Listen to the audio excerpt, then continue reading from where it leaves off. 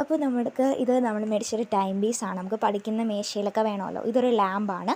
ഇത് നൈറ്റിൽ എങ്ങനെയാണെന്നുള്ള രണ്ടിൻ്റെയും റിവ്യൂ ഞാൻ ലാസ്റ്റ് വല്ലതും കൊടുക്കാം കേട്ടോ. സോ ഇത് നമ്മുടെ ബാക്ക് ടു സ്കൂൾ ഷോപ്പിങ്ങിൻ്റെ ആ ഒരു കവറ് പൊട്ടിച്ചു.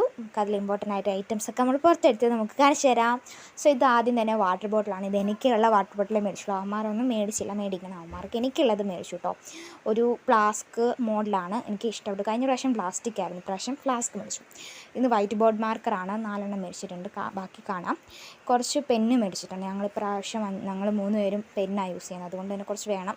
അതുകൊണ്ട് തന്നെ ഒരു പകുതി, ഈ വർഷം ഫുള്ള് നിൽക്കുകയല്ല, ഒരു പകുതി വരെ ഈ പെന്ന് നിൽക്കും. അതിന് വേണ്ടിയാണ് ഇത്രയും മേടിച്ചത്.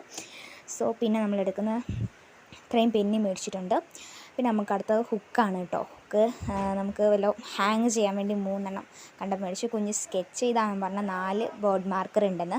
ഇടയ്ക്കിടയ്ക്ക് ഈ 4 ബോർഡ് മാർക്കർ ഈ വർഷം ഫുൾ യൂസ് ചെയ്യാമെന്നാണ് എൻ്റെ ഒരു വിചാരം.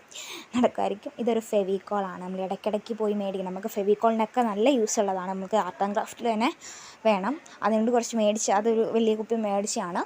പിന്നെ നമ്മൾ നെയിം സ്ലിപ്പ് മേടിച്ചിട്ടുണ്ടായിരുന്നു. സോ 48 ഓരോ സ്ലിപ്പായിട്ടുണ്ട്. ഒരെണ്ണം കൂട്ടി, അങ്ങനെ 40. ഇതാണ് പൗച്ചാണ്. ഇത് മാൾ ഓഫ് ജോയിൽ നിന്ന് മേടിച്ചാണ് കേട്ടോ, കോട്ടയത്തെ. അപ്പോൾ ഇതെനിക്ക് ഭയങ്കര ഇഷ്ടപ്പെട്ടു, അങ്ങനെ അത് മേടിച്ചാണ്.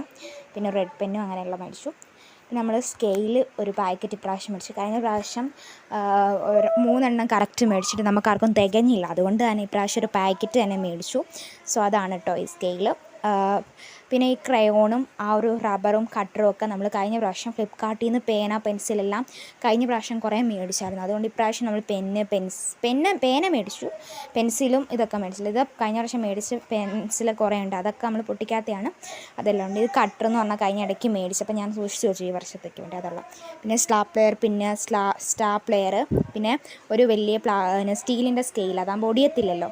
പിന്നെ നമുക്ക് ബുക്കൊക്കെ കവർ ചെയ്യാൻ വേണ്ടി റോള്, അത് പല കളറിൻ്റെ എനിക്കിഷ്ടം. ഈ നമ്മുടെ ബ്രൗൺ കളർ ഇഷ്ടം, എനിക്ക് വൈറ്റും ഗ്രീനും ഒക്കെ ഇഷ്ടം, ആ മോഡലാണ് ഇഷ്ടം.